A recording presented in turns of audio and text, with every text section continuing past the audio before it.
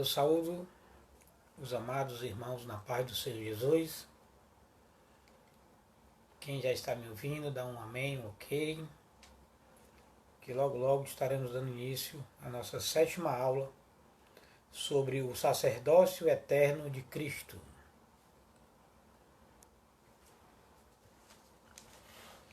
Aqui quem vos fala é o diácono Alderi Pereira. Nós estamos na sala de jovens e vamos dar início à nossa 7ª lição, no nosso tema principal da nossa revista, Jesus Cristo, verdadeiro homem e verdadeiro Deus.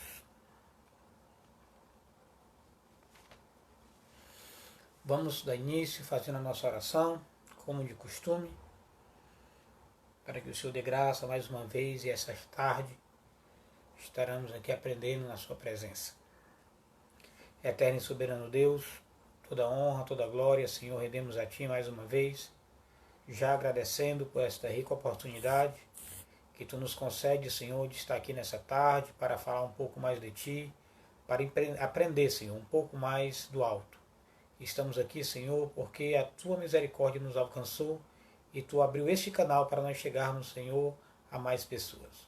Fica conosco essa tarde, abençoa, Senhor, e tudo que nós fizermos essa tarde que seja para a honra e para a glória e louvor do Teu santo nome. Amém. Meus irmãos, vamos dar início à nossa 7ª lição. A nossa lição de hoje é o sacerdócio eterno de Cristo. O textual está em Salmos 110, versículo 4, e diz o seguinte: Jurou o Senhor e não se arrependerá, tu és o sacerdócio eterno, segundo a ordem de Melquisedeque. Verdade prática: Cristo é sumo sacerdote eterno.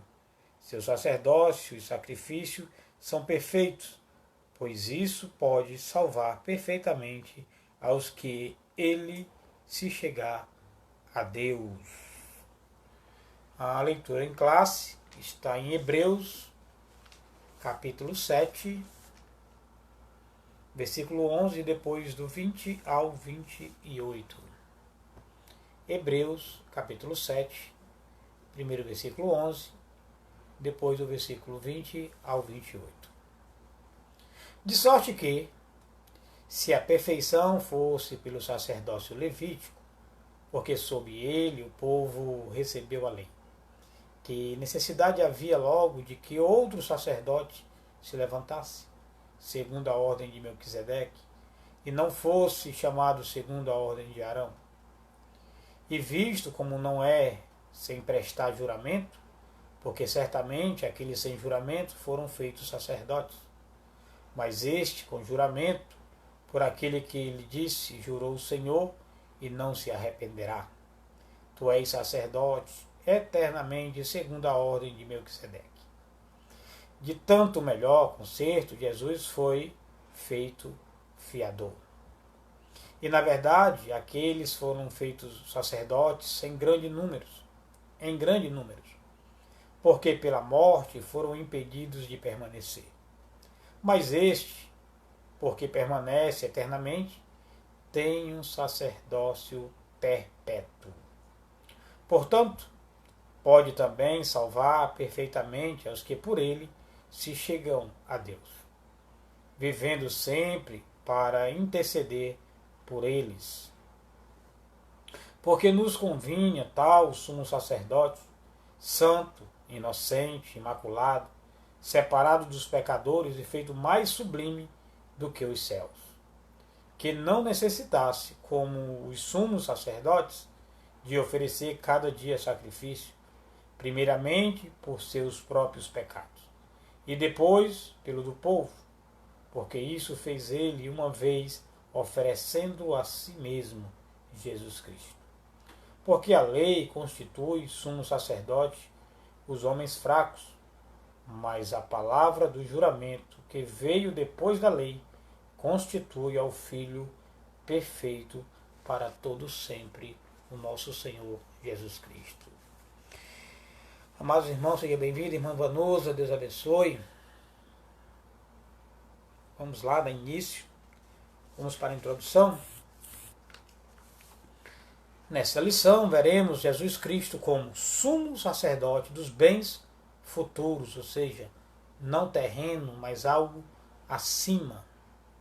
Os bens futuros aqui fala de eternidade, fala da cidade celestial. O Antigo Testamento refere-se a Cristo como sacerdote em inúmeras ocasiões, quer pelos tipos, quer pelas profecias. A presente lição tem por objetivo investigar e comparar o sacerdócio de Arão com o da ordem de Melquisedeque, da qual o Messias procede. Então vamos logo para o nosso primeiro tópico, que fala a transitoriedade da ordem de Arão. Aí nós vamos falar no primeiro subtópico, o sacerdote nas Escrituras. Bem, no Antigo Testamento, o sacerdote era o ministro das coisas sagradas. O ministro das coisas sagradas. Esta é também a concepção no Novo Testamento, segundo Hebreus. Os romanos chamavam de pontífice, isto é, aquele que estabelece uma ponte. Nós vimos na lição passada sobre qual a função do sacerdote e qual a função do profeta. E aqui vem trazendo também essa alusão, como o que faz o sacerdote? Ele ministra as coisas sagradas, ou as coisas de Deus. Ministrar, ele trabalha nas coisas de Deus. Ministério quer dizer serviço, quer dizer trabalho. E quando fala ministério de coisas sagradas, está falando de ministério divino, das coisas do alto, das coisas de Deus. Para a gente confirmar isso que nós estamos falando, se nós formos lá para Êxodo, capítulo 18, versículo 12 e 16, vai dizer o seguinte, só para confirmar esse sacerdócio, esta forma, tanto do sacerdote pegar, mais uma vez lembrando da lição passada, pegar as demandas do homem e enviar para Deus, bem como pegar as orientações de Deus e trazer para os homens. Lá em Êxodo capítulo 18, versículo 12, diz o seguinte: E aconteceu que ao outro dia Moisés assentou-se para julgar o povo. E o povo estava em pé diante de Moisés desde a manhã até a tarde. Vendo, pois, o sogro de Moisés tudo que ele fazia ao povo, disse: Que é isto que tu fizestes ao povo? Por que te assentaste só? E todo o povo está em pé diante de ti desde a manhã até a tarde? Então disse Moisés a seu sogro: E porque este povo vem a mim para consultar a Deus. Olha aí, o povo vinha a Moisés para consultar a Deus. Então Moisés era um representante legal de Deus, confirmando a nossa colocação e afirmação na aula passada.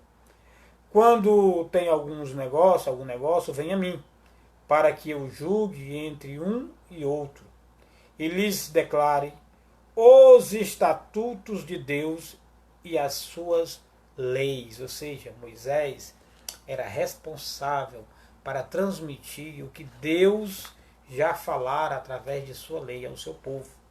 Mas o seu sogro estava advertindo, na verdade, em outro sentido, que ele ia se fadigar, que ele não ia dar conta. Eu só estou trazendo a referência aqui para mostrar a função do sacerdote, que ele estava lá para atender as coisas do alto, para falar para o povo, não dele, mas da lei e das orientações divinas. E para confirmar isso, essa parte do sacerdote, e ele tinha essas duas funções, Moisés, ele era sacerdote e profeta.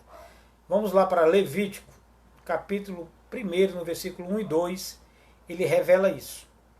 Diz o seguinte: Deus orienta Moisés.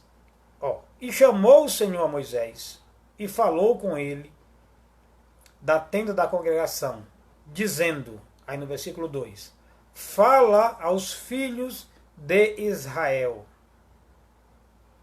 Fala aos filhos de Israel. Ou seja, no primeiro momento que nós lemos no Êxodo 18, o povo vinha a Moisés, e Moisés, já com o conhecimento da lei dada por Deus, orientava o povo.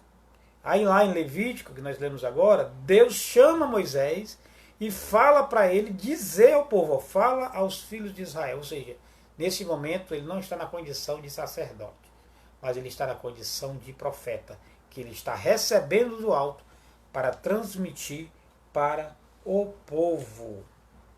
Então, existe essa dupla colocação nesse início. O sacerdócio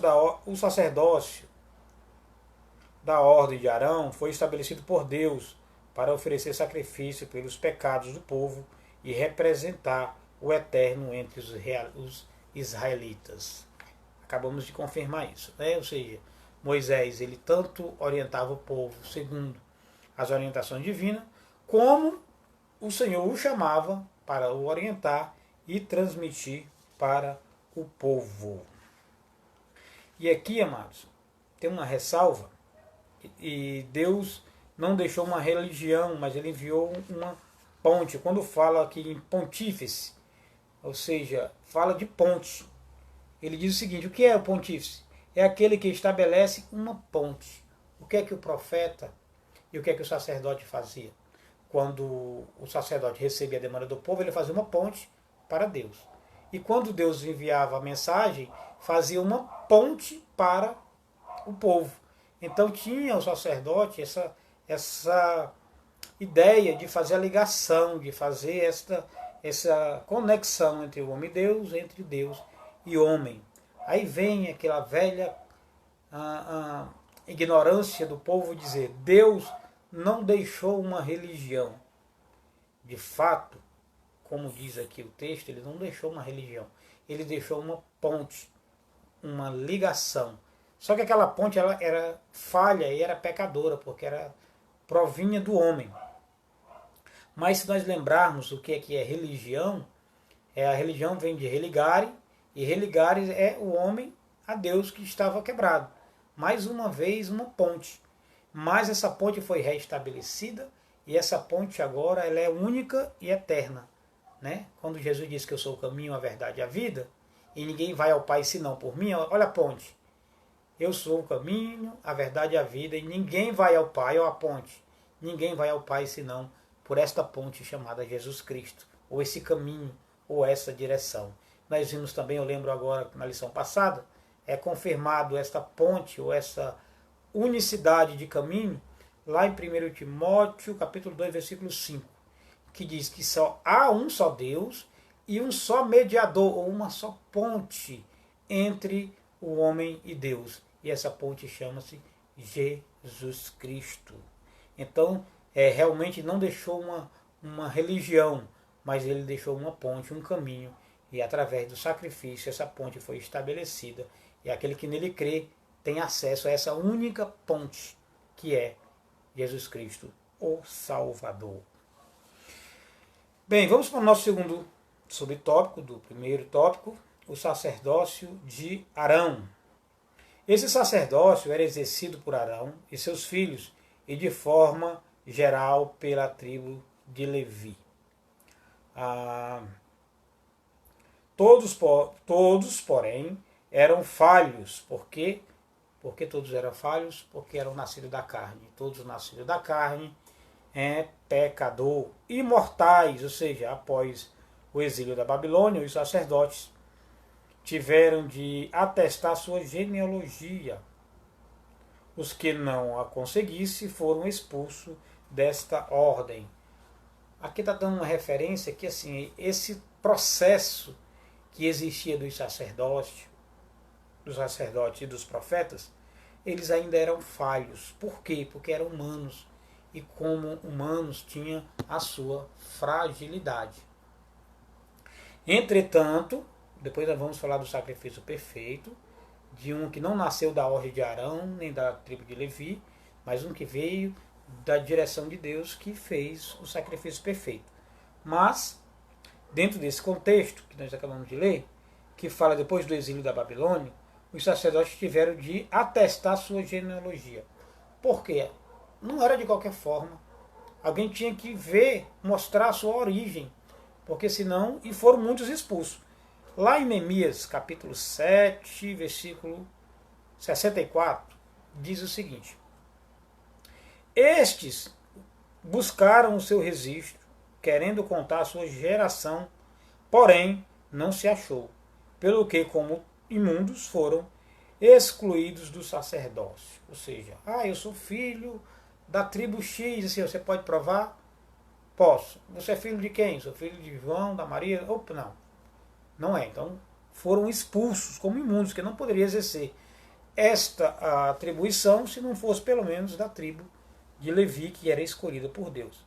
E se a gente lembrar como que funcionava essa genealogia, quando o povo saiu do cativeiro babilônico, lá em 1 Crônicas, a partir do versículo 1, no primeiro capítulo, a partir do versículo 1, fala da genealogia. Ali, na verdade, era um cartório para testificar a origem, para testificar se você era daquela descendência. Onde é que faz outra referência dessa? Lá em Mateus, quando vai falar da genealogia de Jesus, vai trazendo de trás para frente até chegar na base. Ou seja, naquela época também existia um cartório. Quando o povo saiu do exílio da Babilônia, 1 Crônicas, capítulo 1, começa assim, e quanto aos filhos de Isacar, Tola, Duva, Pulva, Jacebé e Seom. Aí diz, e Tola gerou a Uzi, e a Rafaías, e a Jeriel, e a Jamai, ou seja, ali é um livro até chato de se ler, mas ali na verdade está falando de escrituras, de registro, de grau de parentesco para comprovar a tua genealogia. Ou seja, não era qualquer um que podia dizer assim, olha, eu sou judeu, eu sou da tribo de Levi, eu sou da tribo de José, Não, tinha que rigorosamente ter estabelecido que você tinha uma sequência e você, se não tivesse isso, você era expurgado, assim como foram muitos expurgados. Né? De acordo com o historiador Josefo de Arão até a destruição do templo de Jerusalém em 70 depois de Cristo, cerca de 80 sumos sacerdotes exerceram o ministério entre os hebreus. Todos morreram, eram substituídos, como afirmam as Escrituras. E aqui diz, e na verdade, aqueles foram feitos sacerdotes em grande número, porque pela morte foram impedidos de permanecer. Hebreus 7:23. Todavia o Todo-Poderoso estabelecera mediante Cristo um sacerdócio imutável e eterno. Olha o que é que diz lá no Salmo 110:4. Tu és sacerdote eternamente, segundo a ordem de Melquisedeque. A ordem sacerdotal do Messias é única, singular e eterna. Ou seja, todos os outros sacerdotes e profetas anteriores eram filhos dos pecados, tendenciosos à morte e morreram. Acabou. Mas Jesus Cristo, sacerdócio eterno, ele não pereceu, ele morreu no terceiro dia, ressuscitou e está vivo de forma perpétua até os dias de agora, para não dizer de hoje. Mas, dando sequência no nosso segundo subtópico, o sacrifício transitório. De acordo com Levítico, capítulo 4, quando um israelita violava a lei, interrompendo sua comunhão com Deus, tinham de oferecer um sacrifício a fim de expiar sua culpa e reconciliar-se com o Altíssimo. Esse ritual, entretanto, não era capaz de restabelecer plenamente a harmonia perdida e muito menos aperfeiçoar o adorador, ou seja, pecador, quando peca, continua sendo pecador. Não tem mérito, só o Cristo para nos transformar. Foi por isso que o sacerdócio de Arão foi demovido, ou seja, foi abalado, dissuadido, ou seja, porque ele não tinha a capacidade de fazer a plena comunhão com Deus. Semelhantemente, os sacrifícios de touros e bodes eram incapazes de aperfeiçoar o sacerdote e o adorador. Contudo, o sacrifício único e perfeito de Cristo é poderoso para purificar nossa consciência das obras mortas, para servirmos ao Deus Altíssimo. Ou seja, tudo o que se fazia antes de Cristo, ele atenuava, mas ele não limpava, ele não purificava na sua totalidade. Porque se assim o fosse, não necessitaria do Cristo vir. Se aquele sacrifício anterior fosse perfeito, não tinha necessidade alguma do Cristo vir. Então mostra aqui, mas Cristo fez o sacrifício perfeito. E por que ele fala que a nossa consciência das obras mortas? Porque agora, como o apóstolo Paulo diz, já não vivo mais eu, mas Cristo vive em mim. Se Cristo vive em mim, as ações não são mais voltadas pela minha força, mas pela ação do Espírito que há em mim. Então, assim, a gente não é bom porque a gente é bom. A gente é bom porque é dom de Deus e a graça sobre nossas vidas. E esta graça de Deus, esse Espírito Santo que eu recebi, que você recebeu quando recebeu o Espírito Santo de Deus, ao aceitá-lo, ele já nos conduz, ele nos guia, ele nos orienta. Aí já não vivo mais eu, né? Como diz a palavra, mas Cristo vive em mim. Então eu não faço coisas boas porque eu sou bom. Eu faço porque o dom de Deus me alcançou e o dom de Deus que há em mim e há em você faz esta movimentação dos bons atos e das boas direções. Seja bem-vinda, Daniele, Pai do Senhor. Amém, amados? Vamos para o nosso segundo subtópico, que fala o sacerdócio de Melquisedeque. Tem muitos questionamentos sobre Melquisedeque, se ele era uma teofonia de Deus, ou se ele era uma santidade que veio falar com Abraão. Mas, na verdade, o texto, por mais simples que ele seja, ele nos deixa claro quem era Melquisedeque. E se a história não se alongou para com ele, é porque naquela época já conheciam a história dele, e nós vamos ver agora nessa questão do segundo subtópico. O significado bíblico. Melquisedeque é um dos mais fortes tipos de Cristo no Antigo Testamento. Tipos de Cristo.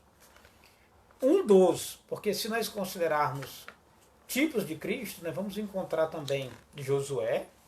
Por que tipo de Cristo? Josué estava ali também conduzindo aquele povo como salvador, ou seja, Moisés primeiramente, que conduziu aquele povo da servidão por todo um deserto, com orientações divinas para uma terra, né?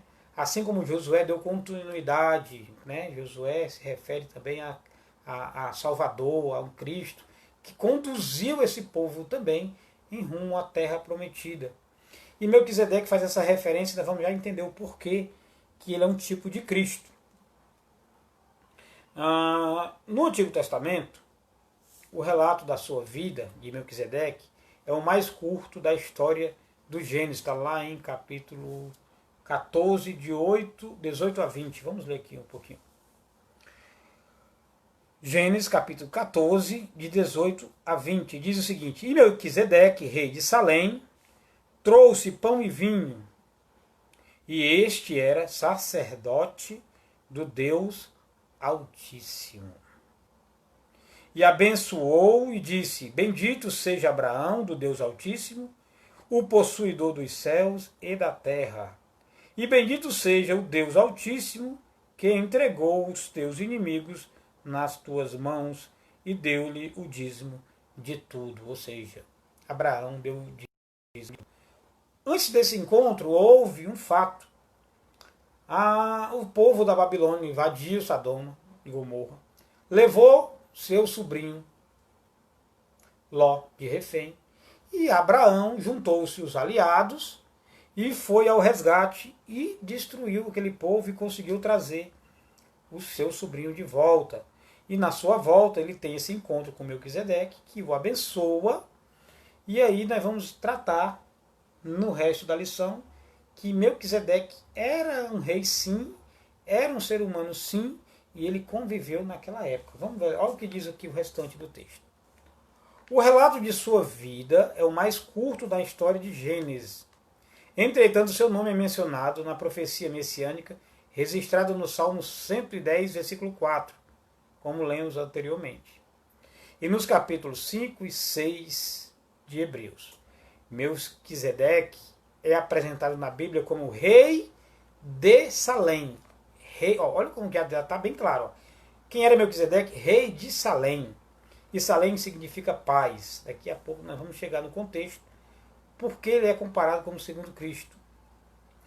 A antiga designação de Jerusalém, ou seja, Salém tinha um rei chamado Melquisedeque, que era um lugar de paz. O nome Salém quer dizer paz, que depois passou a ser Jerusalém. Seu nome provém do hebraico Melec, quer dizer rei, e Tsedec, quer dizer justiça, retidão. Isto é, este homem de Deus era um rei de justiça e retidão, que governava uma cidade que se chama Paz, que quer dizer, Salém quer dizer paz. Assim, desde o limiar da história, Deus já havia estabelecido Jerusalém para ser o palco da redenção da humanidade. Ó, veja bem, quem era Melquisedeque, então? Como o texto bem claro, rei de Salém. Salém quer dizer paz. E seu nome quer dizer justiça e retidão. Justiça e retidão. Então ele era um rei que praticava a justiça e a retidão no lugar chamado Salém, que significa paz. Por isso que o texto lá na frente, o autor de Hebreus, ele não fala que ele não tem genealogia, não tem início nem fim, porque o autor não tinha essa genealogia dele, não tinha. O autor, quando falou de Melquisedeque, falou comparando quem é o Deus de justiça, quem é o Deus da paz e qual o palco da salvação em Jerusalém. Olha todos os conceitos similar ao de Cristo. Quem é que prega a paz? Quem é que prega a justiça e a retidão? Onde terá paz quando formos arrebatados? E qual o palco? Jerusalém. E para onde nós vamos? Na Nova Jerusalém. Por isso que o autor faz esta referência a Melquisedeque, porque Melquisedeque estava praticando todos os princípios similares ao de Cristo. Por isto esta singularidade, por isto esta afirmação ou esta colocação do autor de Hebreus sobre essa postura de Melquisedeque. Mas você lendo o texto está bem claro. Melquisedeque, rei de Salém, ou seja, rei de um lugar. E por que que não precisava de apresentação para este? Porque provavelmente por esse reinado dele ele já deveria ser extremamente conhecido naquela ocasião.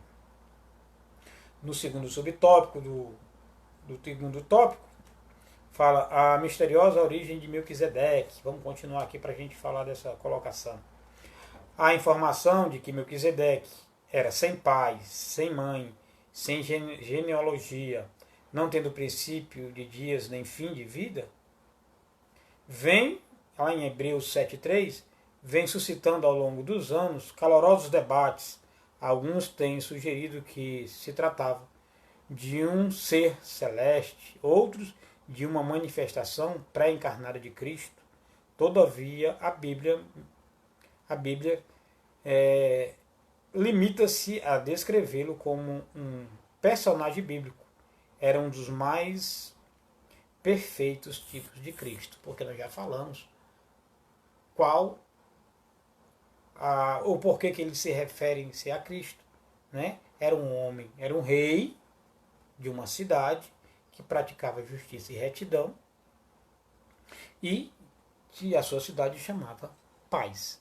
Por isso, o comparativo ou a alusão que ele fosse um ser celestial. Mas, na verdade, ele foi um grande homem. E Abraão e Melquisedeque. De acordo com Gênesis, capítulo 14, que nós lemos, Melquisedeque entra em cena imediatamente após o grande conflito entre os reis da Babilônia e palestinos. Os confederados reis da Babilônia venceram a guerra e prenderam a Ló, sobrinho de Abraão, que nós já falamos. Ao saber do ocorrido, logo interveio o patriarca Abraão e seus aliados. Está lá em Gênesis 14, 13. Surpreenderam os caldeus e libertaram a Ló e os demais cativos. Ou seja, não foi só os seus sobrinhos que também estavam cativos.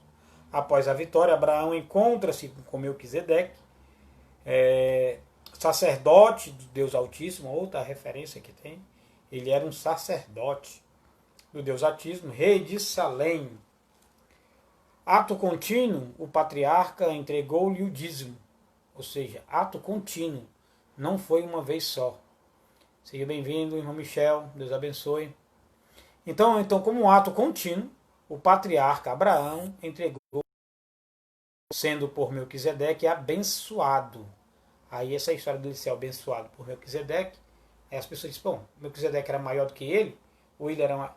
Essa história de maior ou menor, isso é muito relativo. Deus usa quem ele quiser, independente de grau de autoridade que tenha um anjo ou um ser humano ou alguém constituído por Deus. Deus usa da forma que ele quer. Então, o modo como este se apresenta na história sagrada revela que ele era conhecido e não precisava ser apresentado.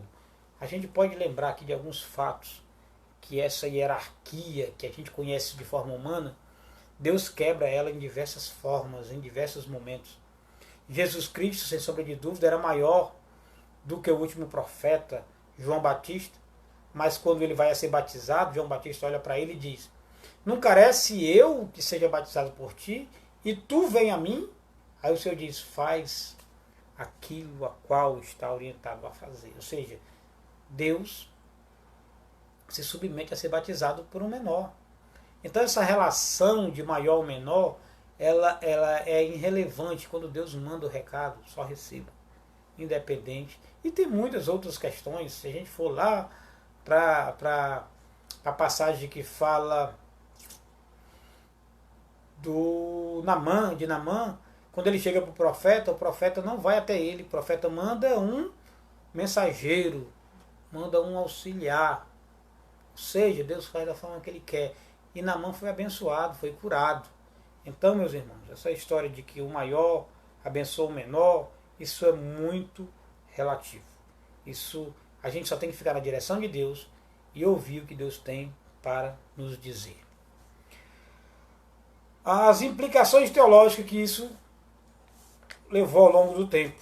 Os judeus cristãos, certamente, ficaram surpresos ao serem informados outra vez da carta aos Hebreus, que Melquisedeque era superior ao patriarca. Para prová-lo, o autor destaca duas verdades. Em primeiro lugar, Abraão deu o dízimo a Melquisedeque. Este fato por si só prova que o sacerdote Melquisedeque era superior a de Arão naquela ocasião, pois até Levi, por meio de Abraão, pagou o dízimo, ou seja, depois que Abraão pagou, também aqueles que descendiam de Abraão também continuaram pagando. Pagando aos dízimos, ao sacerdote e rei de Salém, ou seja, vejam que o povo, os Levi, o povo de Abraão, continuaram pagando, ou seja, não foi uma aparição de Melquisedeque. Melquisedeque existia, tinha um reino constituído. Olha o que é que diz aqui o leitor, o escritor do livro. Por meio de Abraão pagou o dízimo ao sacerdote e rei de Salém. Em segundo, porque Melquisedeque abençoou o que tinha as promessas. Ora, sem contradição alguma, o menor é abençoado pelo o maior, ou vice-versa. Se a benção vem do Senhor, não espere que ela venha somente do seu pastor. O Senhor pode usar quem Ele quiser para te abençoar. Até porque Deus nos constituiu santos para abençoarmos, usarmos as nossas mãos com a autoridade do alto para abençoar as pessoas. Você que está me ouvindo nesse momento, você pode levantar a sua mão e abençoar aqueles que estão ao seu lado. Porque assim o Senhor te constituiu com poder e autoridade. Não porque você a tenha, mas porque o Espírito Santo está em você. E se o Espírito Santo vive em mim, temos autoridade sobre espíritos imundos, sobre enfermidades e doenças. E assim Deus me constituiu e te constituiu. Louvado seja o nome do Senhor. Vamos para o nosso terceiro subtópico, o sacerdócio perpétuo de Cristo. Perpétuo, ou eterno, ou sem fim, é a mesma coisa. O sacerdócio perpétuo, lá no versículo 24 do texto que nós lemos. Mas este, porque permanece eternamente, tem um sacerdócio perpétuo. Neste versículo, o vocábulo perpétuo tem alguns significados. Imutável, imperecível, inalterável e intransferível. Ou seja, somente Cristo tinha esta missão e somente Cristo foi o escolhido para esta missão. Por isso que diz, significa imutável, imperecível, inalterável e intransferível. Eu não poderia, Cristo não poderia dizer, vou passar. Não, é Cristo que tinha que fazer para que fosse perfeito. Portanto, como afirmou certo teólogo, Deus pôs a Cristo nesse sacerdócio e ninguém mais pode introduzir-se a ele. Ou seja, se nós compararmos todos os sacerdócios anteriores a Cristo, que morreram e pereceram, nós temos um agora, que é Cristo imutável, intransferível, inalterável e intransferível. Jesus não era descendente de Arão ou Levi, ou seja, não nasceu daquela carne pecaminosa, não podendo, por conseguinte, exercer o sacerdócio terreno. Jesus Cristo fez a obra missionária, mas ele não fez, além do sacrifício, que foi o perfeito, ele não exerceu aqui o reinado aqui. O reinado dele é eterno. O seu sacerdócio é perpétuo e superior ao de Arão, porque Arão, já falamos, morreu e ele não morreu. Melquisedeque é tipo do sacerdote eterno de Cristo. E para finalizar, o sacrifício perfeito. Os descendentes de Arão ofereceram sacrifícios diários por si e pelos pecados do povo. Olha aí o que acontece. O sacerdócio do passado, ele fazia sacrifício diários, porque assim como ainda hoje somos pecadores, naquela época não era diferente, pelos seus pecados e pelo pecado do povo. Porém, o Senhor Jesus ofereceu-se a si mesmo a Deus como perfeito e perpétuo sacrifício. Ele era ao mesmo tempo o sumo sacerdote e o sacrifício santo, inocente, imaculado, separado dos pecadores e feito mais sublime do que os céus. Por que mais sublimes do que o céu? Porque ele está à direita de Deus Pai Todo-Poderoso, do que os céus, porque os céus estão abaixo desta autoridade divina, que é o Senhor Jesus Cristo, ao lado do Todo-Poderoso, que é um só, que nós já estudamos sobre essa tríade. Seu sacrifício, seu sacerdócio e sacrifício são perfeitos, por isso podem também salvar perfeitamente os que por ele se achegarem a Deus, vivendo sempre para interceder por eles ou por nós. Ou seja, aquele sim, aquele sacrifício perfeito de um sem pecado, imaculado, que se deu a si mesmo, ou seja, ele como sacerdote se fez oferta por todos nós. E aí todos aqueles que achegaram a Cristo, a ponte, o caminho, a verdade e a vida, como nós já falamos lá em Timóteo, 2 Timóteo, 1 Timóteo, aliás, perdão, capítulo 2, versículo 5. Só há um Deus e um só mediador entre o homem e Deus, Jesus Cristo, a ponte, o que liga o homem caído a Deus. Conclusão, meus amados irmãos. Jesus é o nosso único sumo sacerdote e mediador diante de Deus. Ofereceu-se a si mesmo uma só vez, não precisa ser todos os dias, foi uma só vez pelos nossos pecados, tornando-se fiador de um melhor concerto. Um só concerto. Israel tinha um sacerdócio humano, mas a igreja, além de ser um sacerdócio, hoje nós somos um sacerdócio. Nós, como igreja, nesse contexto, possui o sumo sacerdote eterno nos céus como mediador e paracleto, ou seja, aquele advogado. Paracleto quer dizer advogado, aquele que se põe em meu lugar. E ele se pôs no meu e no teu lugar, de todos que se arrependerem e aceitar o Senhor como o único e suficiente Salvador. Está lá o nosso advogado fiel. Mesmo pecadores, mesmo transgressores, o Senhor está lá para nos defender sobre as acusações que o inimigo fará e faz a nós.